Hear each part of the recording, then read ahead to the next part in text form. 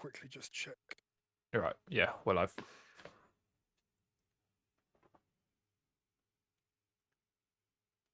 Okay, I'm just gonna make sure we're sounding okay. Get started. Have you seen that you can buy Metaphor ReFantasio merch on Amazon now, Dick? No, I haven't seen that. It's just like the same sort of print redub. It's like official like Atlas, I think. Nothing too exciting. Nothing you'd want to wear publicly either. Unless you want to count Louise on your chest. Absolutely, I do. Of course. Count Luis. He's a bit of a banger character, but I don't think I'd go around public. I mean, then again, I go around wearing all sorts of anime t-shirts, so who am I to judge? Yeah. You do have a naked Mercy pillow which you carry around, so. Dude, we're live. Why would you? Oh my god. Fuck. Bruh. A real life bruh moment. Yeah. Okay. Yeah, all sounds good to me. Let's Skibbity jingle in and get chatting. Ohio. Skibbity Riz. Skibbity Ohio Riz. Right, we're jingling you little Ohio boy. Okay, thanks. Hi everyone. Welcome to episode 153 of the Quick Resume podcast, where we have the Game Awards to talk about and maybe more. My name is Deck. I'm joined by one handsome friend called Tim. Hello. Hello, everyone. And another handsome friend called Caden. Hello. Good save. Thanks. What do you mean? Me? I thought you were going to be It like... seemed like you were leading into something highly offensive, but no, never mind. You took the... No, I'll take it. Okay. Okay. Well, as it turns out, I mean, we knew this already, but, you know, the Game Awards has ended up being one of the biggest nights of the year for gaming. I mean, it usually is, but, you know, this year's was particularly, you know, off the wall, wasn't it? Which seemed to be like, it was getting teased all week going into it that might be the case from insiders. And, you know, certainly from where I'm sitting, that felt like a pretty damn good time. So we'll start the episode as usual. Talk about what we've been playing, and then we'll kind of get into the Game Awards, reactions to kind of what was shown, what's been announced, and then obviously you know, winners as well, and then go from there. See where we are for time too. So, fellas, Caden, let's start with you, buddy. What's Game Brain been doing? Game Brain. Yeah. It's been misbehaving. I've been buying more games for no reason. I started Wukong, and I forgot I didn't finish Banishers, so... I thought you already had Wukong. I just assumed you kind of already have played it. I didn't play it. So I sat here, I was like, oh, fuck it, I'll play that. And then I forgot I had other games to finish, so I stopped. Stopped before I got too far. So, been playing a bit Banishers today. Been playing obviously on and off Smite 2 and Tekken 8. Talk a little bit about Tekken 8 later. And I guess on to the last game, which we've all been playing, Marvel Rivals. Mm-hmm. Yeah, we might as well all do our little Marvel Rivals segment now, I suppose. So, I mean, Caden, you're going, so why don't you just keep going? What's how are you feeling about Marvel Rivals? I think we're like a week in now, right? Yeah, like we've been kind of like looking for quite a competitive shooter for a while now. Well, not necessarily a shooter, but a competitive game. We've not really had that for a while. I'm trying to think what was the last kind of competitive thing we all kind of got into a little bit. Like, well, what can you think of? Yeah, it's Valorant, but that was mainly just me and Deck, really. But yeah, exactly. Whereas it feels like this game we can get a party of 4 or 5 pretty easily. And it's been really good fun, hasn't it? It's been really nice and casual and fun to pick up a couple of quite recognizable characters and have fun with them. And you know, the gameplay is making up for the beautiful beautiful visuals of the game as well. So like a lot of people think it's going to be like a honeymoon phase, but I don't know, it's still really kind of good fun to play so far. I mean, I'm having a good time, and even talking to people that don't really play games, they see the Marvel label and they jump in and I like Spider-Man, and then they'll go and play Spider-Man. So it's a cool little game that's clearly working for a lot of different people. Well, they'll play Spider-Man. Well, yeah, and we'll be like, please, can we have a healer? And they'll is he not? say, no, I'm going to play Spider-Man. your internet, you lagged out pretty hard there on Discord, brother. I know. Yeah, it keeps You're fine. happening. I keep just every now and then. Yeah, Don't raise your voice I above just keep five, every man. now and then. yeah, you're hitching a little bit, but it's not too bad. But yeah, oh, yeah, Karen. Okay. Yeah. But Well, yeah. I'm one of those people's. I'm one of those people. I'm one of those people. I think the game is going to have a honeymoon. I think there's going to be a bit of a cool down in the coming weeks. But I'm with you on everything else you're saying. I'm having a good time. I think it's good fun. I wrote like a big old tweet thread, which I'm not going to regale here, but I mean that's the whole thing. Like I think it's really good. I think it's fun. I think it's like I think that for me the big thing about the game that's making me like not say that it's like great and hold back a bit is that I don't think it has the same intricacy in the like hero kits and the sandbox that like other games do. Like a lot of abilities are just like one use. It's just like you just do the thing. Whereas like just in something like Overwatch, abilities have multiple uses. Like you can use it on yourself to do this thing, or you can use it on an enemy to do that thing, or you can like just because of the way it's like kind of designed, or you can use it near an ally and it will do that thing.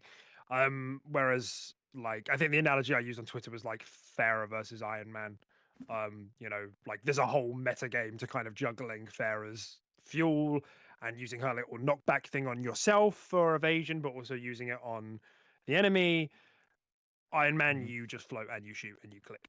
Like that's it. That's the skill. The skill is just get better Pretty at good clicking on analogy. heads. That applies for the whole game, I would argue. Like that kind of. And that's what, yeah, Yeah. exactly. That's what I think. I Yeah. think like the tech and the skill ceiling is just like not as high, and that's okay. Like they're going. Maybe that's just not what they're going for, and that's fine. I'm just saying that like for me, when I pick up some of these games, like a big part of what makes me like, oh, I want to get really like I want to get good at this. I'm invested in getting good at this. Is immediately seeing the depth of the sandbox and the kits. But like I'm just not feeling that here. Like I have no interest in going to have a look online at like the best way to play because I already know the best way to play all the characters. Like it's intuitive, and I think that's a good thing for what the game's trying to do. But just for me, I think it's the thing that stops it being like a top tier hero game.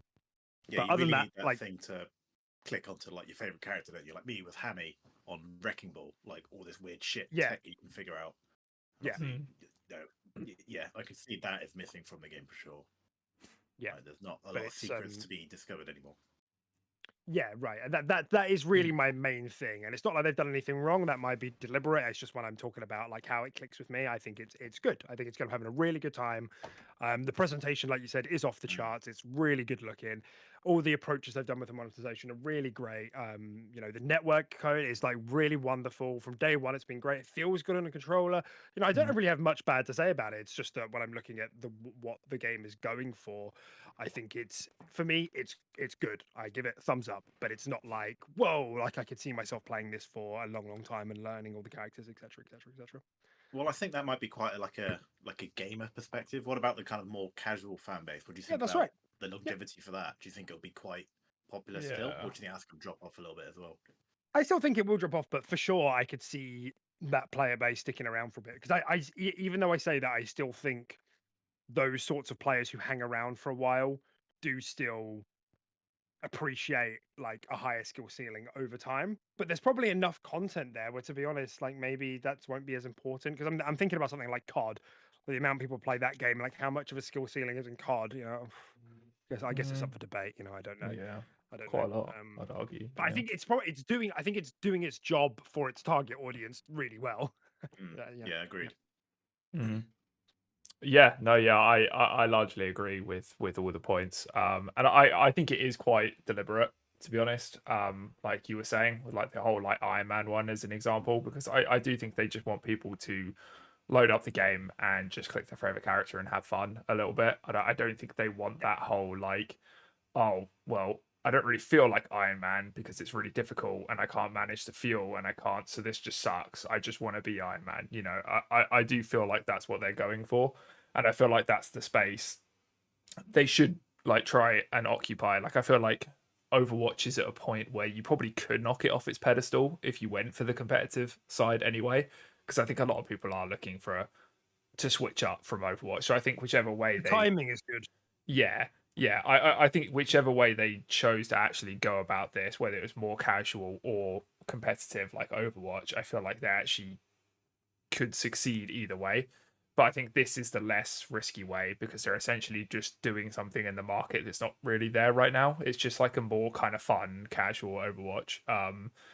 And yeah, as someone who's sunk a lot of time into Overwatch 2 and Overwatch 1 and everything, like I do agree that the skill ceiling is not quite as high, I don't think, but I think the fun is just going to come with loads of heroes being added to the game, it being a little bit chaotic, and just fun. Like I think there are going to be things that are unbalanced in the game, and I think that's kind of fine. I think the game plays well, it looks great, and I think that's it. I think that's kind of enough to have fun. You know, there are these small things like when Psylocke just presses Y and just wipes like your whole team, but like we still play it like all day. Like those they're not enough to properly deter you from the experience. So and there's lots of really cool characters they could go with, and I think this game is actually going to be around for quite a while. I do think there's going to be a dip, but I think it's going to be pretty consistently healthy. I don't think this game is. I think this game is going to be around for quite a while to come and be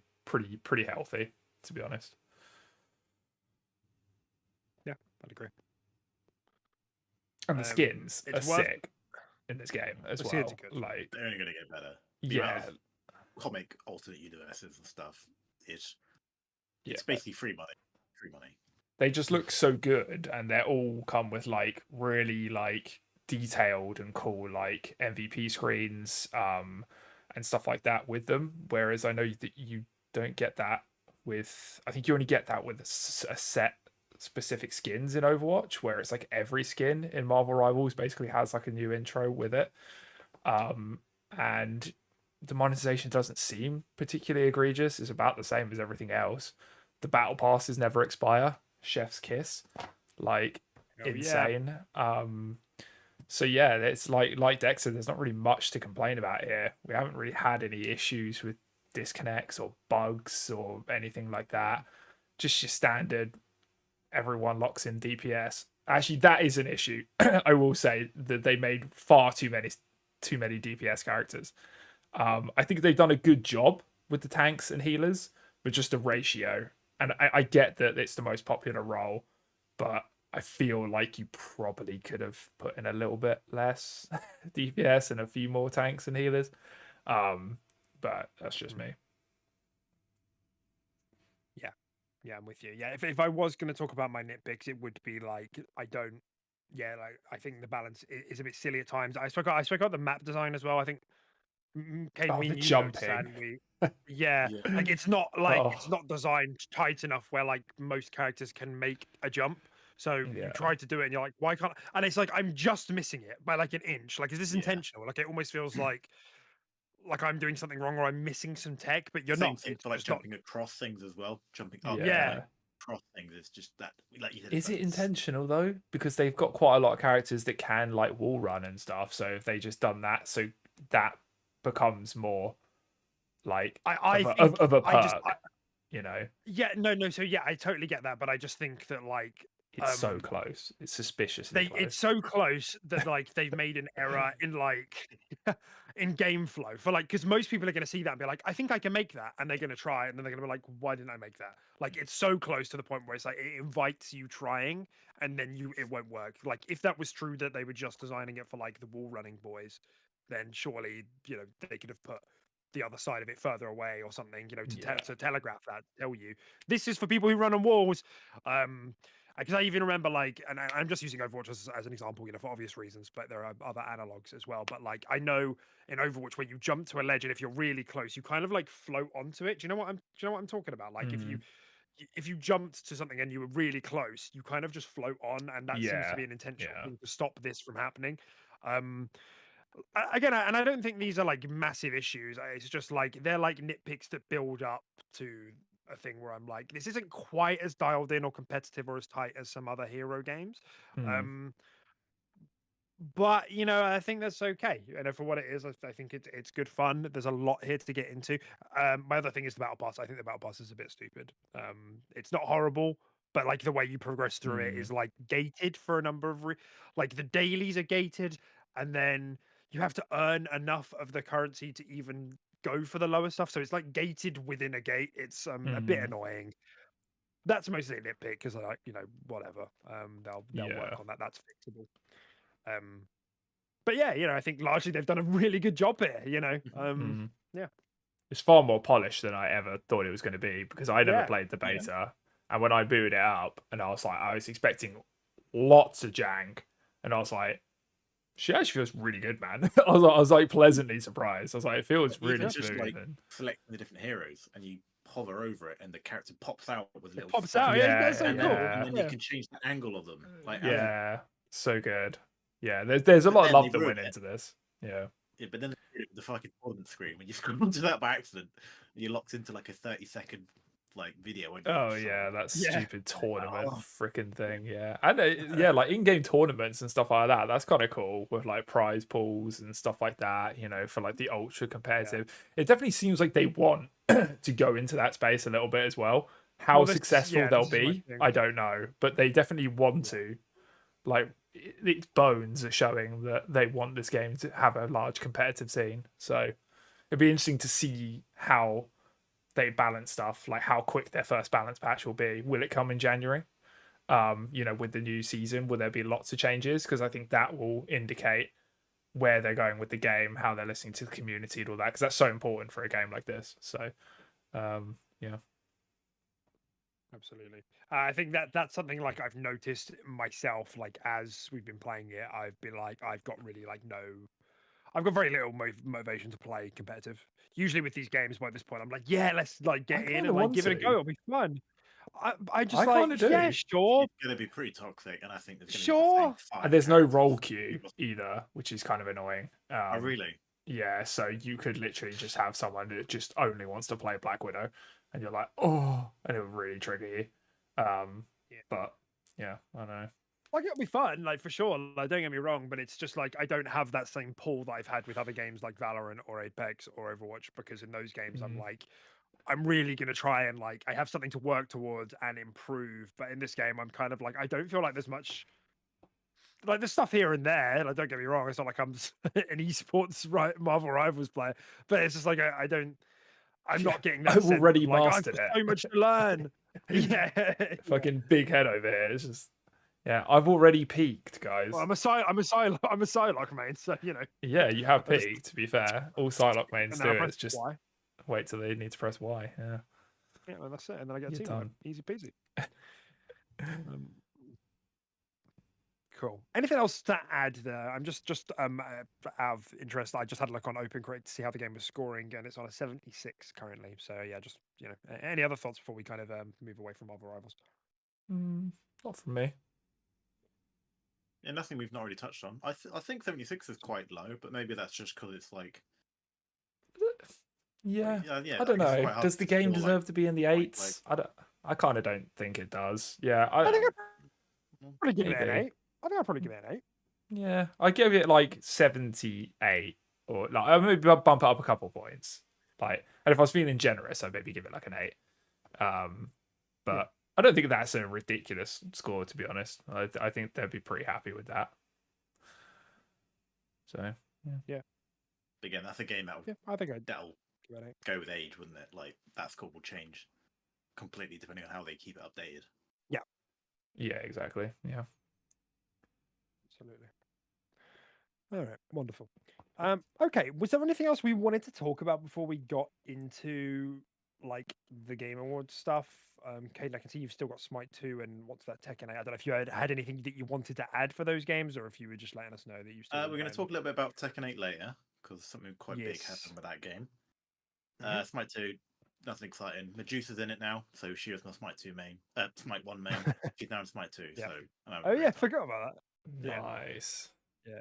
And we got a sick clip of you before the show nerding out and watching Smite 2 commentary. Yeah, that was really cool of you. How to play Medusa in Smite 2. Top 10 tips to frag out. Oh, yeah. Frag out, get some masters. Okay.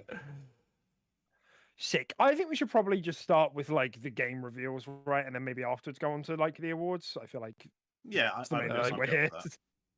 Yeah. What like Sounds good. reveals and announcements? Yeah. How do Yeah. you want to do it? Do you want to do like a kind of a top 3 each, or? Yeah, I reckon if we just sort of round robin, and then we talk about maybe if you just have three in mind, even though I reckon we'll all be overlapping a lot. But we'll Yeah, of and course. then once we're done, we'll go down the list and just pick out any that were left over. So I guess maybe I'll start. Which I think for me was probably having watched a lot of the trailers that were important to me. I'll start with Witcher 4. Mm. Like I had heard that maybe it would be there beforehand, and I was excited at the idea of there being like Ciri being the main protagonist. I'd always thought that, in the way Witcher 3 concludes, kind of like depending on the ending you got, but like I think this is considered the canon ending, gives you the impression that Ciri is like going into the Witcher trials and things like that. So I'm buzzed. I thought Ciri was a wicked character, and she's also like, because she's a Witcher who's going to be trained in, it's Wolf, isn't it? Geralt is the Wolf school. Yeah. But also she's got like her own magic because of the Elder Blood. I think that's going to open up some really cool combat possibilities that just weren't there with the original Witcher Well, trilogy. you So did I'm play really her a excited little to bit see in that. Witcher, didn't you? Where she was like dashing. Yes. Yeah, she's OP. Yeah, but I'm excited to see how they like ground that into like a norm, like what the whole combat system looks like. Even though I really liked how Witcher 3 did it, where it was like the sword play was the focus and magic was like complementary, unless you were going for the alchemy build where you just take potion, then you're invincible when you kill everything. what was it? Uh-oh. You good? The signs. Witcher knowledge is failing me. You talk about the signs like What was Axie and Igni and fucking stuff. Yeah, but there was the school. There was a particular school which was like a magic school. The serpent. And I can't remember what it was. No, that was poison. Which I know Bear was like vigor and health and stuff. Cat was sneaky. Yeah, Cat was like rogues and shit. Griffin. Is he frozen for you as well? Oh god! All right, you're back. Hello. Okay. Your face just went like super fuzzy, froze as you just shouted Griffin. Griffin, yeah, Griffin. That's the one. God. Where that was like the most like magic aligned build you could have was when you were like School of the Griffin. But yeah, I watched the trailer. Trailer was fucking great. So Loved that as a tone piece. I thought that was so cool. And it was like right in line with Witcher 3. Like the original reveal for Witcher 3, for those who don't remember, was like the same line of Geralt fighting three people who were just like hanging a woman for being a suspicion of being a witch, and he fucking murders them. And then at the end, the guy's like crawling away, like, "What are you doing? What are you doing?" And he's like, "Killing monsters." And it fucking cuts to Witcher 3. Well done. It's so good. And that's like, kind of a throwback to that with this trailer as well. So I'm super buzzed about that. I didn't realize how much I missed The Witcher until I was like watching this trailer. Yeah. What about you guys? I know Caden, you enjoyed it, and I know Tim, you weren't like super into Witcher, so I'm interested to hear from both of you. Yeah. Go on, you go, kid. Yeah, like I was quite late to the Witcher boat. I know it was always a game I wanted to play, Same. but it's a game that you don't sit down and play over a weekend. It's a game you commit like a couple months to resources. The game. So I was pretty late to the boat. Yeah. I think I did it during COVID, actually, 2020. I think I played Witcher. But it was fantastic, and I never got around to the DLCs. So maybe closer towards the time of Witcher 4, I will probably boot up the DLCs and play them, because apparently they're the best DLC other than Shadow of the Earth Tree. Is that right? Blood and Wine. They're very highly rated. Yeah, I think it is the highest rated. So I probably will jump in and kind of refresh myself with the Witcher universe and mechanics and stuff, like before around the time Witcher 4 is coming out, I expect. Definitely. But yeah, the trailer was fantastic. I love that art style, and like how they do it. It's just fantastic. And I'm really hoping they don't they've learned their lesson from Cyberpunk. That's a long time ago now, and like, look at the state of Cyberpunk now. It's fantastic. So I've not lost any faith in them at all. Faith. Not at all. Yeah. Mm. Yeah. They've definitely. It was a good time to announce Witcher 4 because they're at like peak riding the wave of like the Cyberpunk journey. Like everybody, it's now concreted in everyone's mind that Cyberpunk is a fucking good game. Yeah. Like there's no doubt left over. So it was a good time to now be like, right, let's reveal our next project and not get any blowback from the. Imagine if they announced Witcher before. Phantom Liberty. Phantom Liberty, yeah. Yeah, exactly. Yeah, a bit of a different story. Mm-hmm. What do you think, Tim?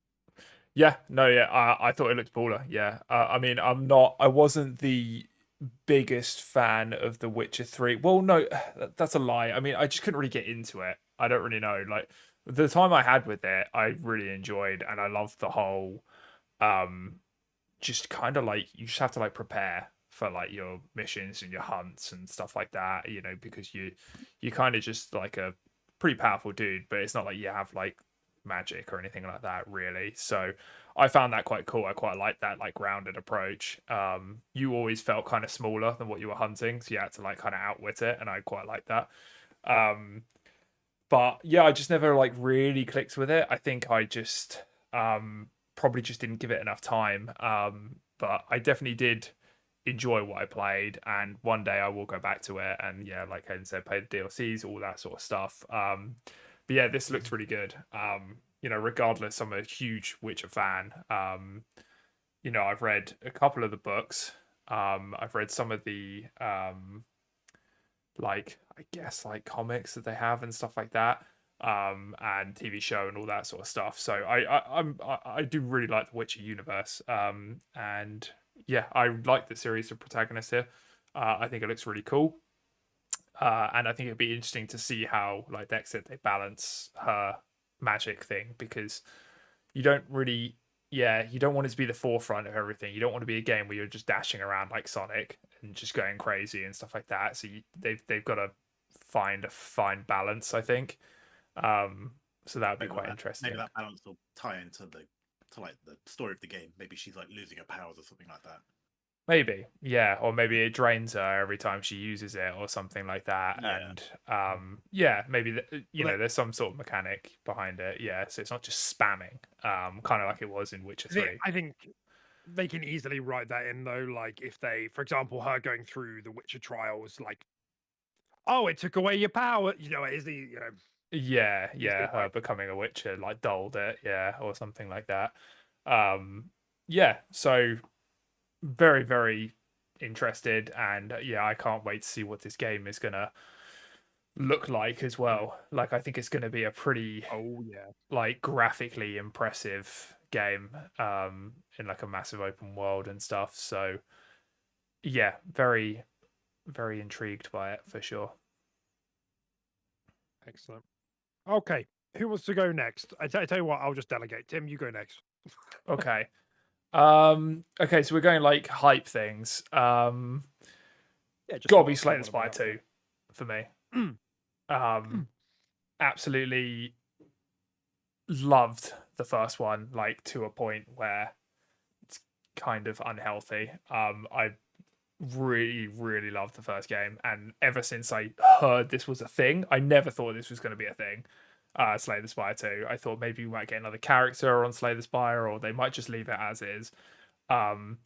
It's just great to see it. And from what I saw, it looks really good. Like I think they've done a really good job. I think they've added like just a lot more like animation to everything. They kind of kept a similar sort of vibe, but everything's not just like it's like on hinges and just like attacking and it just moves. Like everything kind of has a bit more animation to it. There's a little bit more color as well, which I noticed, which was quite nice. And I just think it looks really, really good. They obviously teased that fourth character as well. So I think it's Ironclad, Silent, and Necromancer. A little bit disappointing that two of the classes are the same, but I like them, so I'm sure they'll have a load of new cards. and then they teased that other guy that was like sitting on like a throne, and he looks really cool. And yeah, man, I'm just so buzzed just to see like all the new cards, all the new relics, bosses, just everything. Like I have 100% faith that they're just going to absolutely nail this game. And I hope it releases. I don't know if they did it at the end of the trailer. Is it a unified release? Is it going to be on like Xbox at the same time as? I think it was early access for PC or something. I'm watching it now, so I'll tell you what it says at the end. Yeah, I think it was early access or something. It mentioned something about that. But it'd be interesting to see if it does release on all platforms, because I would love that. Ideally, I'd like to play that on Xbox. It'd be great if it enters that catalog of games where if it's not Games Pass, you can still play it cloud as well. And yes, such a good point. Yeah, yeah. It so doesn't mention what it's coming to, but it just mentions early access 2025. Okay. Yeah. So yeah, that looks great to me. And I think you both. I obviously I know Dex plays Spire just as much, if not more than me. And I think you played it a good amount as well, Caden. Played it a lot. You played it a lot, yeah. Not as much as you two, I don't think, but I've definitely put like 20 hours into it at least. You know what I mean? Like decent amount of time. Yeah. Okay, cool. Yeah, no, I mean, yeah, that's definitely top 3 for me. Announcements. Yeah, it's like Slay the Spire has like a real like time warp in my head of like, well, I played it a lot obviously, but like one of the like biggest memories I have is I think it was when, I can't remember if it was when I was living in Birmingham, Tim, but it must have been. It's the week I came down to you, and it had been just after we'd gotten Slay the Spire, and it wasn't like what we were intending to do together, but we were just so hooked on it that we ended up basically just for the full like 4 days just chilling in your room and playing Slay the Spire on our Switches. No, I think I had mine on my Mac at the time. Yeah, and obviously I think your Dom was there as well, wasn't he? Your brother. Yeah. Man, and I've actually got like a really embarrassing story, and I don't know if you'll see me the same way afterwards. I am genuinely humiliated about this. Yeah. Jesus. So yeah. On the way back from yours, so it was like a 3-hour drive. I was so hooked on Slay the Spire that I took turns on Slay the Spire while I was driving. So you were literally just had like your Mac next to you on the passenger seat, and you were just doing shit while driving. Exactly. That's unacceptable. Exactly. God, it is unacceptable. It is. That's so dangerous. Only recently. I know. I'll never do it again. Like I can't believe I was doing that. Like thankfully I got through fine. Nothing happened. But like I got back and I was like, that was really fucking stupid. And like that's very recently. That's addiction. That's a problem. Yeah. I was like, I was like, that's a real problem. I shouldn't have been doing that. And I've never done anything like that again, and I never will. But like, I very recently told Beth, my wife, about it, and she was like, "Deck, what the fuck? What the fuck were you thinking?" Yeah, I don't know. I just wanted to click on heads. Because I in my head, the way I was justifying it at the time is that I was like, "It's a turn-based game, you know. When I am in the slow lane, I could just click. It will be fine." Imagine getting pulled over for fucking playing Slay the Spire. Police officers like, what are you doing? You're like, I'm on a heart run, man. Like, I've got it all. I can beat the heart. Don't fucking say anything. Concentrate. You just show him all your relics. He's like, I'm sorry, sir. Carry on. Didn't realize it's such a good run. Yeah. So, unfortunately, while I have really fond memories of playing Slay the Spire with you, I also have a memory of me also unaliving on the drive home. Oh God. Yeah, it's a good one. Yeah, super excited for this. The only thing that I'm like a bit on is that like I wish this got like a little bit more of a graphical update. It still looks good. I like the style. I think it's cool. And I do like that they've clearly put more effort into the animations, but and I guess they're still a small team and whatever, but it's just like I would. This art style is going to stop people from playing it. Really? I think Slay the Spire is so cemented, though. It's just one of the best, like fucking roguelike experiences. No, it is ever. Yeah, no, it is. It is. It's just. I just wish it had gone one step further in like more, but it's it really isn't a big deal at the end of the day. It's just when I'm watching it, I'm like, I could like to the naked eye, someone could mistake this for Slay the Spire 1. Yeah. Yeah, but like what? So what? You just wanted like the same sort of colors and cartoony-ish, I guess, style, but just more detail. Because obviously they got to be careful if they go into like heavy shading and they make everything look a bit grungier. Then you're just looking like Darkest Dungeon as well. So like, I guess it's nice to have your own complete separate art style. I mean, like maybe like 2.5D kind of elements, maybe like dynamic backgrounds, stuff could have been moving around the back, or actually, that could have been kind of cool. Stuff like that. Mm-hmm. And that would have been like visually like, oh, this is Slay the Spire 2. Like, look at all this fucking stuff going on in the background. But yeah, as I say, it doesn't matter. The game's going to be amazing, and I'm going to play it. And otherwise, looks really cool. And actually, this is the first time I've just seen the trailer. I hadn't seen the other one, and the Necrobinder class, he looks fucking great. He has a little hand, doesn't he? Oh, hand, yeah. He got rid of the defect though. I love the defect. He is my boy. Yeah, he's my favorite. The other guy looks kind of magician-y anyway. He's like holding like a little fucking thing, and he's sitting on a throne. He'll probably be magic-y. So, yeah. What about you, Caden? What's your temperature on Slay the Spire 2? Yeah, high, super high. I'm immediately as soon as in super hot. Access, I'm gonna pick it up because I can play it on my ROG. So I'm definitely gonna be picking it up. That's true. I'm very jealous of your ROG when that day comes. I'll be very, very jealous. Okay, Caden, let's go to you. Yeah, I thought to say I'll go on to mine. So I think I can guess. Well, yeah, there's one really big thing, and I actually I may as well go into it straight away. I think this was the best trailer there, and I know that's coming from a position of bias, but I think the gameplay for this looked fucking insane, and I'm obviously talking about Clive for Tekken 8. Oh yeah, dude. But that trailer was mental, wasn't it? And I don't know if you probably haven't, but there's an extended trailer, and like even the stage transitions and the explosions and the shit like that. Like, I don't play Final Fantasy, right? I'm not good at this stuff, but like when you explode a character into a wall, like one of the summons shows up and blasts fireballs at you, and you can continue a combo and stuff like that. Yeah, dude.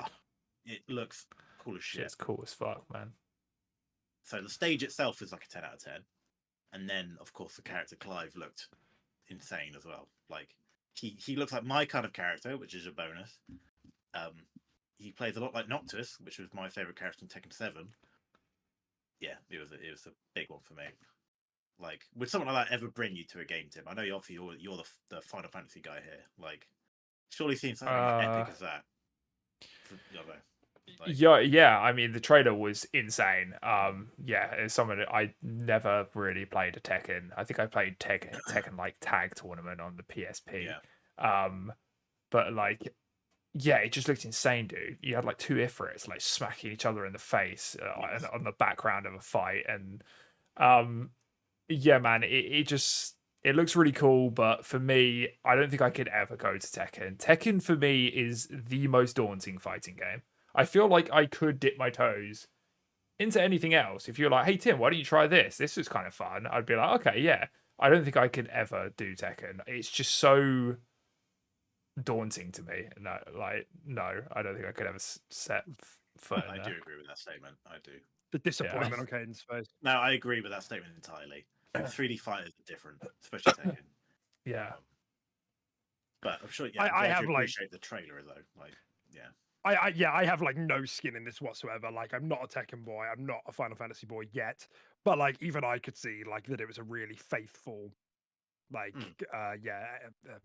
export into Tekken. Like, it was, it's like when they put Geralt into Soul Calibur, and you're like, yo, it looks like it was pulled straight out of the game. I do like it when they are able to do really faithful and like detailed crossovers like that. So that is cool. But I can't. There was a little bit of controversy though for the Tekken community. Yeah. People really wanted Tifa. Where's Tifa? People really wanted Tifa. Oh, fucks. I literally said that. Like, Tilly has obviously watched me play Final Fantasy 16 from start to finish, and she really loves the characters and everything. She's like, Clive's cool. but Tifa would have been cool. And I was like, yeah. And I was like, the Tekken community are probably like, they're like happy but raging right now because like, sure, Clive looks cool, but like everyone would prefer Tifa. Let's be real. I know I would. I'd play Tekken 8. I'm not a if Final Tifa came to Fantasy it. fan, so I'm not obviously that fussed. But I do think people that wanted a guest character, I would probably safe to say at least 8 out of 10 would say Tifa. Yeah.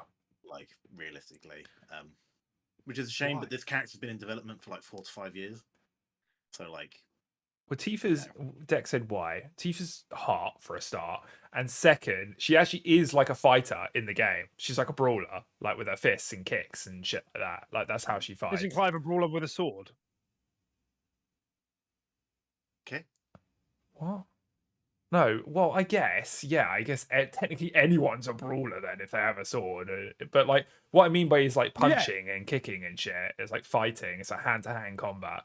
Rather than sword. And no, Clive actually he's like absorbs all the summons and like uses parts of them and stuff like that, so he actually is like kind of a big deal. With Tifa's a little bit more grounded, but yeah, Tifa just fits like better into a game like Tekken, especially as they did the male protagonist from they did Noctis, so like why do another male protagonist from another Final Fantasy? I'm not too familiar with Final Fantasy. Is Clive fancier than Tifa? Fancier? Would you say like, as in like, he's a bit more like, his abilities are cooler kind of thing? Is Tifa a bit more... he's more flashy, I guess, with like the summons and stuff like that. Yeah. I think that could be part of the quite a big decision with how like, obviously with all of his summons and stuff. I think that they're just trying to show off, whereas with Tifa, I think would maybe be a bit bland. I don't know. I don't know. That's just what it looks like on the surface for someone who doesn't really follow Final Fantasy that much. But Clive looks like Tekken is quite anime, and he looks very anime-esque. Whereas Tifa is kind of borderline like a normie. Yeah, I would agree with that. Yeah, he's definitely more out there. Yeah. Awesome. All right, I guess we throw it back to deck. To me now? Yeah. Sweet. Go. Okay. I will say rematch. Well, that is it's a football game. We know you love the footy, mate. I love the footy. It's like Rocket League, but without the cars. I guess I'll do Borderlands 4 here, like as one that I wanted to talk about.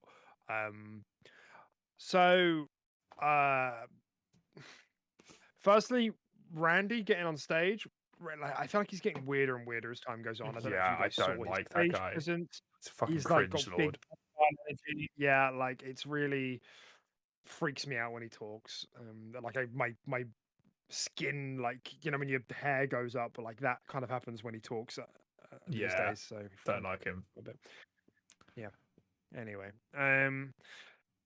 this for me, out of like all the things that like I watched and that I thought like I was really excited for, this was probably the only thing that I came out a bit like, yeah, I was a bit like flat on. And to me, like the biggest reasons for that was like, firstly, this looks like Borderlands 3, which is like not a horrible thing, but I was like kind of hoping for a bit more of a, I don't know, something like the game. It looked a bit washed out. Like I don't know if you guys felt that, but like it just felt like a bit of a departure. Yeah, it looked like a bit of a departure from like 2 and maybe even 3, where like the colors were popping quite a lot. Maybe it was just the trailer, I don't know. And then they were during the cinematic part, it was like really dark at the beginning. There was like legions of these like, what were they? Were they like Promethean? I don't know. And it was like kind of dark, and I was like, this is a. But it was like the possessed bandits, wasn't it? Like they're all kind of. Yeah, the possessed bandits as well. And I was like, this is a cool tone setter. And then it like went up to the guy on the cliff, and it was his or her face was intentionally masked, and they crushed the bandit mask. And I was like, yeah, finally, we're gonna be able to like make our own Vault Hunter. I was like, sick. Like this is, I feel like the series has been building up to this for so long, where they just make a Destiny-like Borderlands. Like I just feel like that would work. Yeah. You make your own Vault Hunter. Like I just feel like we're really at that place where that can happen now. There's enough characters in the world where we don't need to be doing these. Not that there's anything wrong with the way they've been doing it. It's okay. It's just starting to feel a bit dated to me. And I was like, okay, whatever. So it's not. They'll show the 4 characters, and maybe they they look sick, and I'm like really attached to them and think they're really cool. And then they showed them, and I'm like, these are homeless people. These are I homeless. thought the Vault Yeah. well, crap. They looked so And I was good. like, there's homeless person 1, homeless person 2, big cyborg man, and homeless person 3. And I was like, who the fuck are these characters? Like, why Shotgun do they big look so cyborg man. they look so visually indistinct and I'm uninteresting. looking at them now. I can only guess what one of them does, and that's the big guy. The big guy with a bionic arm. Yeah. Again, They all wearing stuff I trench don't know. coats. Yeah. They've all got like a Yeah. light or a pipe in them. Like, it's just Yeah. I was like, what the fuck am I looking at? Like, this is so like disappointing. Where like I even feel like Borderlands 3 was a little bit of a step down from 2, but still it was kind of good. You know, They were pretty there was- distinct from each other. You can tell Yeah. what the characters were. Like Zane was obviously like the robotic kind of like operative, whereas the Siren obviously had like sleeves rolled up and like tattoos, and like she looked like a brawler. I'm trying to think of the other Flak was a characters as well. little robot dude with a hood, and he was Yeah, like with his bigger. little He was like bigger and Yeah. hunched over, and yeah. So that was still good. Like, you could look at those characters and you could say like distinctly those are different characters that do different things. And I just look I was genuinely like watching that, and I was like, they had the shot was the 4 people I'm walking looking towards the at it camera. right here. Yeah, and I was like, oh, hang on a minute, are these the Vault Hunters? Like, I actually Yeah. like had to do a double take. Yeah. I was like, what are these? Just like 4 NPCs? Like, Yeah. and that was like that's like the thing I'm left with as I've come away from the trailer. Like, not any of the cool looking things. I'm just left thinking, who am I? I don't care about the people I'm playing as from this first trailer. There's time to fix that, but I'm like quite disappointed with that, to be honest. Like, coming away from the trailer, and it's left me feeling a bit, whatever. Borderlands 4, I'll play it. It'll be fun, but like, I'm not super excited in the way that I was hoping I would be. Yeah, no, yeah, I hard agree. Weirdly, I feel like me and you had the exact same experience watching this trailer. Everything you have said, I would have said. Like, it's kind of creepy. Hell yeah. And yeah, I mean, in all honesty, I actually think the trailer like de-hyped me. Like, I was pretty buzzing for Borderlands 4. I was like, 2025, we're getting Wilds and Borderlands 4, like, at least. I even literally said that to like Tilly the other day, and I was like, those games are gonna like suck my life away. Genuinely came out of that like a little bit de-hyped. Like, I just thought it just looked so Blair, like, just nothing really to it. Yeah, it'd be interesting to see how they change that, like, as trailers go on. And there was like just no like comedy either. There was no like comedic effect to it or like anything. Like, I don't know. Like, even having like they had like flash ups of like previous characters and stuff like that, and it was like Zane. And I was like, okay, Zane's alright, I guess, but where's like Marcus, and where's like Moxie, and where's like all these people that actually have more of a personality and I'm more attached to?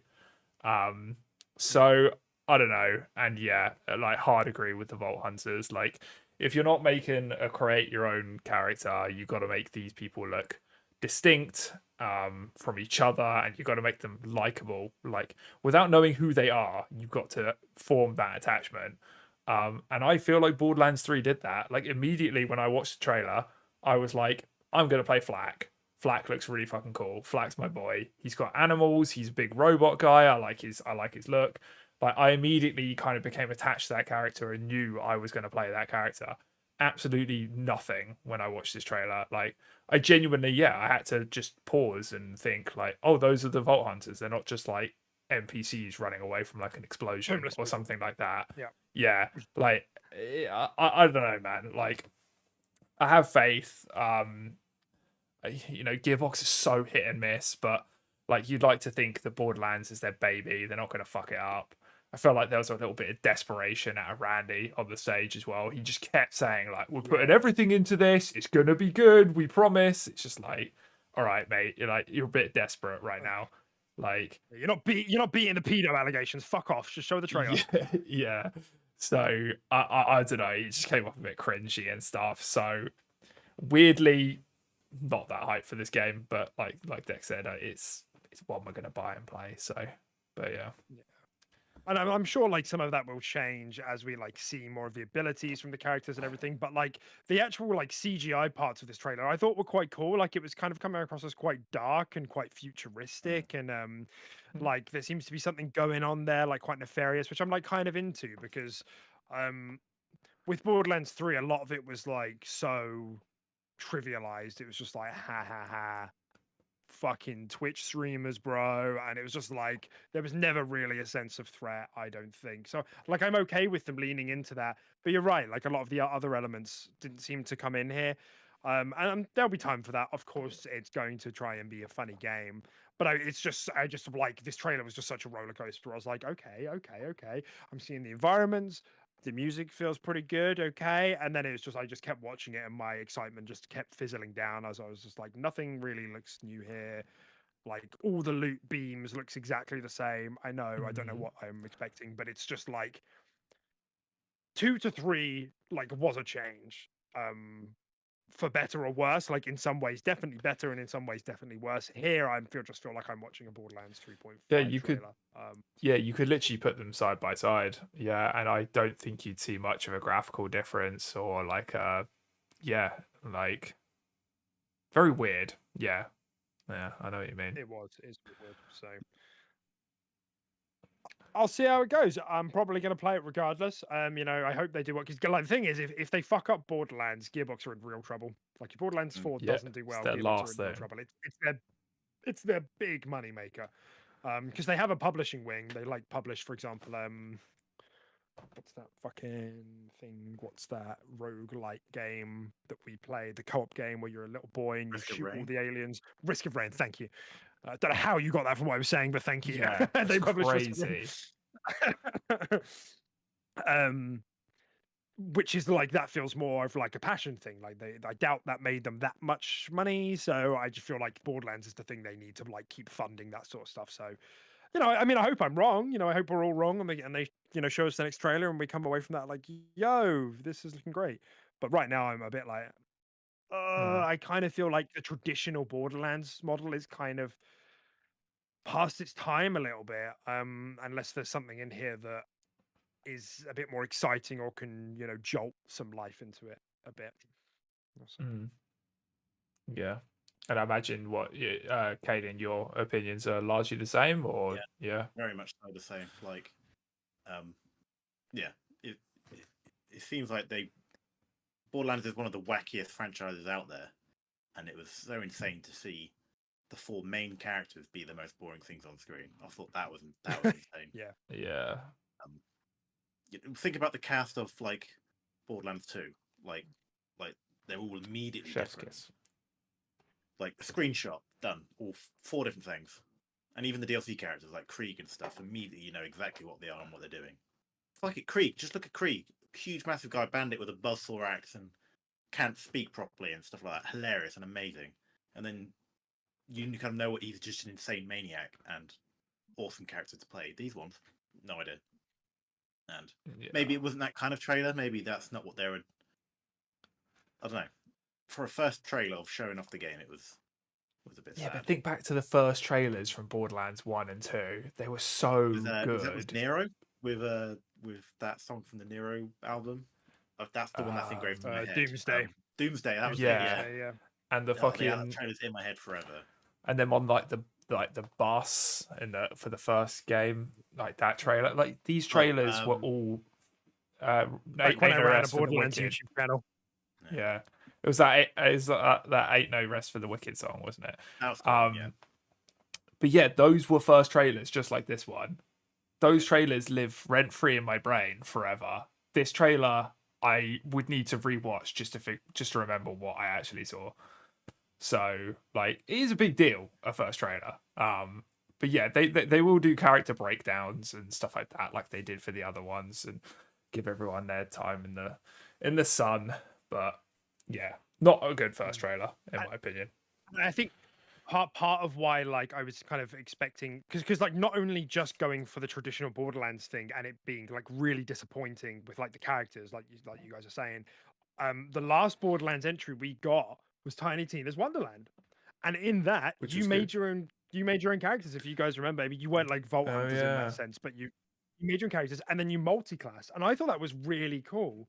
Mm. Like, you know, we didn't spend a million hours in the game, but I certainly got enough to feel like it was a nice twist or a variation on the normal Borderlands thing. So, you know, I hope at the very least they've taken things away from that. You could multi-class in that as well, but I'm just looking at these characters and just how like fucking milquetoast they look, and I'm like, I can't see it right now. Again, I hope I'm proven wrong, but Mm. you know, you go back and watch some of those Tiny Tina's Wonderlands trailer, and it's, you know, they're showing you, they're like, look at you fucking dual, you know, classing and doing all this crazy stuff and launching spells. Like, that was such a nice twist to the normal formula. So yeah.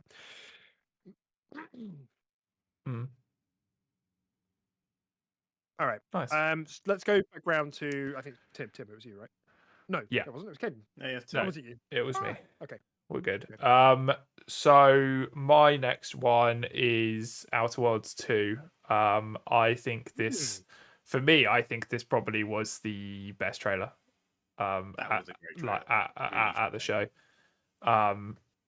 It just nailed everything. It had like all the gameplay you wanted to see, completely updated, looking so much better. Like animations, like weaponry, ranged melee abilities, environments, just everything. Really funny, had so much humor. It was just a baller ass trailer, man. Like and literally like it was just taking the piss out of itself. Like, oh yeah, it's basically just got everything the first game should have had. Like, actually made me laugh. Like, it was really good. It was really funny. Yeah. And I think that's a little joke, and then basically saying like, we've got a bigger budget now as well. Like, I literally think that's them saying that a little bit too. Like, this game will be bigger. It's a bigger budget. It's gonna be, you know, less of a condensed sort of Well, that was space. a joke, wasn't it? It was like, this game took 4 times as long to make, and it's going to be twice. It'll be at least two times. Twice. Yeah, that was it, at least 2 times as big. Yeah. So it was just such a good trailer, man. And I liked the first one. I thought it was really good, but I thought the areas it was lacking were the depth, were like the size. Like, a lot of the towns you went into, like, at first glance, they look kind of cool, but then they kind of ended up being a bit empty and not really much to do in them. So, like, if this can expand on all of that, keep like the really great humor and a new cast of characters and stuff like that, you know, this game's going to be like really good for me. And I think it's crazy that Obsidian are releasing Avowed and Outer Worlds 2 next year. I think they're going to have such a good year, man. I think they're going to literally, I know in like a lot of people's eyes, they're considered a very prestigious studio anyway, but I think they're going to shoot right to the top. Like, I think they're going to get so much time like in the spotlight next year. I'm really excited for this. I'm really just quickly on that before we come back to the Outer Worlds 2. I'm really excited to see that happen to some more Xbox studios, because like I remember this has been happening recently, particularly when like not just with other publishers, but like some studios, there's been this conversation around the industry where it's like, holy shit, this is like an S tier studio, and like that happened from FromSoft with Elden Ring. Everybody this year was like, you know, wow. And not this year, you know, whenever it came out, and it happened with Insomniac, you know, last year or whatever it was, when they released like Ratchet and Clank and then fucking Spider-Man 2, and everyone was like, yo, like, we knew you guys were good, like, we didn't know you were this good. And Obsidian obviously have a really good track record. And you know, we should remember that like Outer Worlds 1 was a Game of the Year nominated game back in 2019, you know. So the pedigree for this game is there, like, because I know a bit of the conversation seems to have soured on the Outer Worlds a little bit, like, as time's gone on. And I'm interested actually just to quickly like get our temperature on that. Like, to you, what score is the Outer Worlds 1? Like, what caliber of game is it to you on a, you know, on a 10-point scale? I must confess, I never played it. Oh, you haven't played it? Okay. But it was always on my list. It always looked very insane. But yeah, I can't comment. I would give it I'd give it an 8. Right. Yeah. Okay, cool.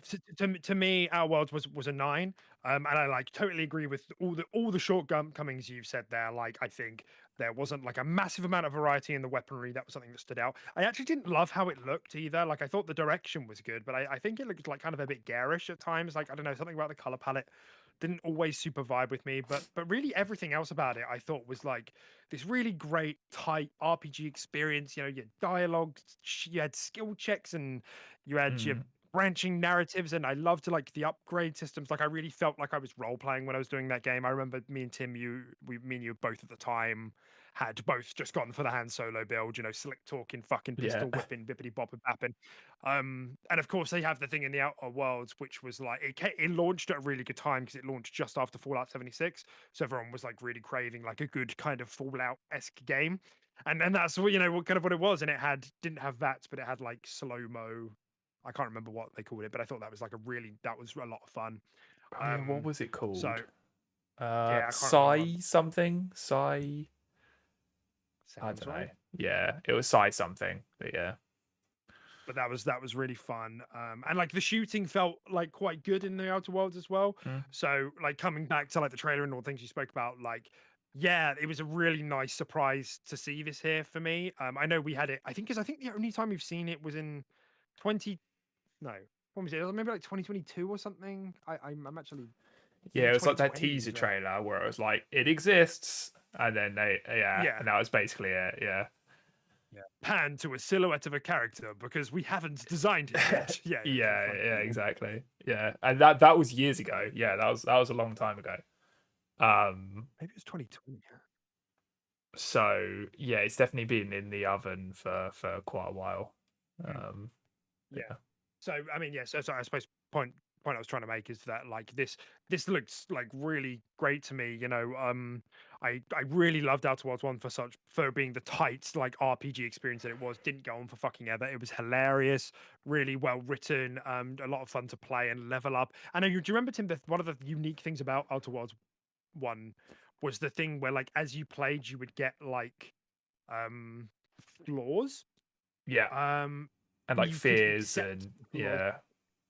and you could accept the flaws, and it would in exchange it would give you like some skill points or something, I think. So you could just get like Mhm. 3 skill points, so effectively, you know, 3 levels worth of skill points if you accepted the flaw that like, you know, burning does twice as much damage because now you've got like a phobia of fires, you know, it's shit like that. Mhm. Which was great. You know, there are a couple of like really nice twists on your traditional RPG shooter there. So I'm super excited to see what they do with Outer Worlds 2, because when I had first saw it, I just saw like glimpses of the gameplay and I was like, this is cool, but like it looks like it's had a nice graphical facelift. But like I'm not really seeing it, just looks like more Outer Worlds 1, and that's fine. But then I watched the whole trailer through, and actually there's quite a few different mechanics here. You know, there looks like there is a wider variety of weapons, and they were really wanting to show you that. There was like Mhm. a point where he's put on a mask and everybody like got highlighted. Yeah. I don't know what that was. Almost like a, you know, like a vision sort of thing. Yeah. Predator vision. And yeah, like a predator vision sort of thing. And then at the end, he like threw a grenade or a dynamite or something and shot it in the air, and it exploded. And I was like, oh, are they like adding some like immersive sim elements? That would be fucking cool. As all like loads of Xbox studios seem to be doing at the moment. So yeah, you know, I really hope that if that they can really nail Avowed, really nail this, and I reckon people will have that same feeling that they've had about FromSoft and Insomniac, and arguably even like Machine Games after the release of Indie. A lot of people after that have been like, you know, wow, Machine Games can make a variety of games, like, you know, and really nail it each time. So, you know, I'm really keeping my fingers crossed for them. I'm sure I'll love it regardless. And obviously, it being 2025 is a really nice surprise. Like that year is looking stacked, not just for Xbox, but like, you know, full stop. But like Xbox has like 6 first party launches next year. It's crazy. Yeah. Yeah, do be kind of nuts. Yeah. Um, and yeah, I mean, I guess as someone looking in who hasn't played the first as well, like, did that do anything for you, Caden? I loved the trailer. I thought it was brilliant. Like I was laughing before even the game showed up, where it was like Fallout 3 2. Yeah, Yeah. yeah, Yeah, I was like, That's yeah, exactly great. what the game's like. Like Exactly, the yeah, game is yeah. just like that. Yeah. And I did know what the first game was like. I knew it was a good game. I knew it did what it was went in to do well. And yeah, like hopefully this game comes out when I'm not in the middle of something, because I do want to give it a go.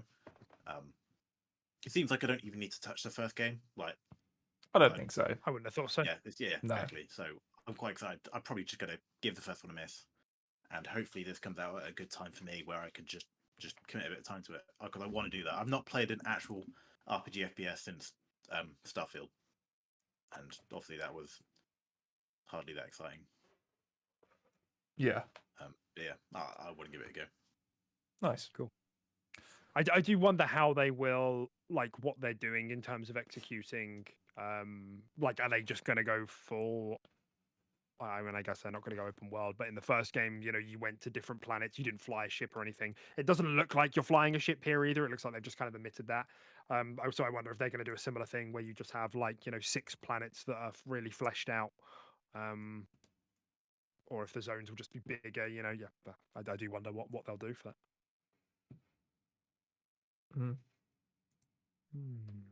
Okay. Awesome. Oh yeah, and that reminds me actually.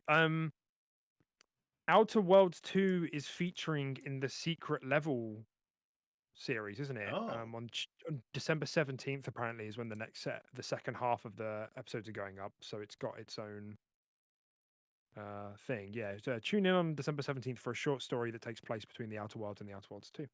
That's cool. There we go. Oh, nice. Very nice. I'm just reading. I'm on the Xbox Wire post. That's where I'm reading this. And there's a couple of different details on here. That's why I'm kind of like stumbling a little bit, because I'm like, oh, there's a couple of juicy details here, but I won't go over it right now. But just after it said there about it being between Outer Worlds and Outer Worlds 2, it says, while you may have thought that was a lot of shilling, the Secret Level episode is legitimately good. And if the board were around, they'd tell you it was mandatory viewing. It's funny. They've just got good writers there, man. They've just got a good set of writers over episode. Yeah, they're good. Cool. All right, Kaden, let's go back to you. A big one for me, because some of my favorite games were fucking A Way Out and It Takes Two. So it's really, really cool to see their new game. Fucking what's it called? Split Fiction. Split Fiction. I thought that game looked super cool. That's a good name as well. It's a really good name, because obviously you've got your fantasy side and you've got your sci-fi side. And I don't know if you saw like the kind of chat about it at the end, but like they're like writers for like a and they get like thrown in together, so they like stories are like conflicting to the simulation. Exactly, yeah. And it's, you know, it's a perfect, you know, you start off with enemies, and of course you're going to be like best mates by the end of it. You know, exactly like It Takes Two and everything like that. So yeah, and I love these couch co-op games. They're my favorite. And obviously got a fantastic track record with It Takes Two, and this one looks like they're doing exactly the same thing, just in a different setting, in a more realistic. Well, it is realistic, you know. Yeah. Just a different new thing. So that looks pretty sick for me. That was a big one for me, for sure. Yeah, no, me too. I was like, I remember when It Takes Two like won the Game of the Year back in like whenever 2021, I think. Like I was a little bit like critical of that, because like I thought it was really good, but I think it's one of those games on reflection that I'm like, I think maybe I was a bit nitpicky with that actually. Like it was a really good time, and like I'm glad it won. And I think I said that at the time. Like I am glad it won, because you don't expect to see games like that winning Game of the Year. But it was like absurd the amount of variety in the gameplay. Just like every 15 minutes there was like a new combat move, and it always felt good. Yeah, there's just one new mechanic, and it's like, okay, cool, this is your new mechanic for this hub. And then it was like, well, you can do this with this mechanic, or this with this mechanic, and that's how it would. Yeah, and it seems like they're doing the exact same thing here, where one level you have dragons, and you know, as you progress through the level, your dragons age. So that's the same mechanic getting different and different, but still the same thing. So that's very cool. I just think there's like a real market for these kind of split screen games that are not to Nintendo. You know, I think It Takes Two did really well, I would argue, for that reason, because like not many other developers even bother. Like, so it's like really ballsy to go for this sort of thing. And obviously with this studio, they've got a great track record, so they know they can pull it off. But still, yeah, I was so point being, when I was like watching it, I was just like kind of smile on my face the whole time. I was like, this is going to be so much fun. I'm going to for sure play this with Beth. Yeah, Yeah, and they're doing that thing where you only have to buy it once. Yeah. You share it with a friend, which is so cool. We love it. Yeah. Yeah. Did you ever play It Takes Two, Tim? Yes. Yeah. So I don't think we beat it, but I played it with Tilly, and we got like a good chunk through it. But yeah, Tilly got skill checked a little bit. Like, the game was kind of hard, man. Like legit, it's quite difficult. But no, from what I played, so tight, so good, really, really, really good. So yeah, we were both quite excited to see that. What was it called again? What did we say? Split Fiction. Split Fiction. That was it. Yeah, we were quite excited to see that, and yeah, I kind of like the kind of vibe they're going for here. So interested for sure. Oh yeah. Cool. All right. I guess that brings it back to me. I think then I think my next one and my next and last one, I suppose, it probably would be the Naughty Dog new IP, right? Intergalactic, the Heretic Prophet. I hate that name. Speaking of names, I think that's a shite name. It does not roll off the tongue. It's so long. I don't know what it means. I was really surprised when I saw that was the title of a Naughty Dog game, especially coming off Last of Us, Fire, for like an apocalyptic zombie game. Last of Us, that's great. Mm-hmm. But yeah, whatever. And to be honest, like what they showed, wasn't like, it was cool. Like I'm definitely interested, but it wasn't like it didn't like blow my hair back or anything. It's more that I'm just super into this setting and the fact that Naughty Dog's taking on a new IP finally instead of churning out like Last of Us remakes. I just think like on paper this has me super excited as like a sci-fi game from Naughty Dog. It's probably going to be one of the few like PlayStation games that I like buy on day one. We'll see how it goes, but I think we're all pretty confident in their pedigree and like the quality of stuff that they put out. My only thing is that like there's a couple of points in the trailer. No, there's two things. There's a couple of points in the trailer where they're just like flogging their own like merch. They're just branding Sony in the game. I don't know if you guys saw that. They just have the Sony branding on the shit in the game. And I'm like, no, I didn't. Are we sniffing our own farts here a little bit, guys? They always do that. I'm pretty sure Sony movies do that all the time. Like everyone's always got fucking Sony like phones and shit like that. And it's just like no one has a fucking Sony phone. Like what's going on? Yeah. It's just like so clearly not a grounded trailer, and then it's like, oh, Sony's around in this universe. So I mean, no big deal. It's just a bit silly to me. And then the other thing was like, there's a couple of shots that they showed which gave me, I think, an impression of like what the game would be like. And I think I remember reading a thing a while back where they were saying they're taking a bit of inspiration from Bloodborne. And there's a shot where she's like holding the sword back, and then the red beam like goes around the side, and I was like, oh, that's like the Switch sword, the fucking sword that opens up. It felt a bit like that. And so I was thinking to myself, and I'm just like, I hope this isn't going to be as predictable as I'm worried it will be. Like, I hope this is not just a fucking God of War in space. I hope there's like an interesting twist there, because it's going to look great and it's going to feel great and it's going to do, whatever. They're going to execute all those elements really well. I don't know how many more third person over the shoulder God of War likes I can take. So that's like my only thing, but like they're going to execute it well. I know that, but I hope there's something there which is got a cool twist to it. Yeah, no, definitely. I'm kind of just rewatching the trailer right now. I like to like kind of remind myself of it. Yeah, no, it looks. I mean, it's not one that stood out to me. It did a little bit, but not in terms of like it making like my top 3 or anything like that. But I mean, I haven't really done Last of Us or Last of Us Part 2 or anything like that from like the Naughty Dog like most recent stuff. Like I'm kind of like Naughty Dog back when they made Jak and Daxter. That's kind of my vibe. So, but it does look cool. Like I will not deny that it does look cool, and they have really hit a stride, and they just don't make bad games. And I think it's quite a cool setting. This like galactic kind of space RPG kind of vibe. It looks quite dark. It is kind of gritty, kind of cool. I feel like it could have some pretty heavy, like emotional beats to it and stuff like that. So, yeah. I mean, I don't really have much more to say on it, but it looks pretty good. Yeah. Yeah, I agree with your point where like Naughty Dog don't miss. Like even people have their say about Last of Us Part 2, but it was a sensational game regardless of kind of your opinions on it. Like there's no doubt that the game was fucking emotional and incredible and stuff like that. Yeah, it's like yeah. What are you, a wokey? Yeah, people, I don't know. People were complaining about like, yeah, so what? Your favorite character died, like, you know.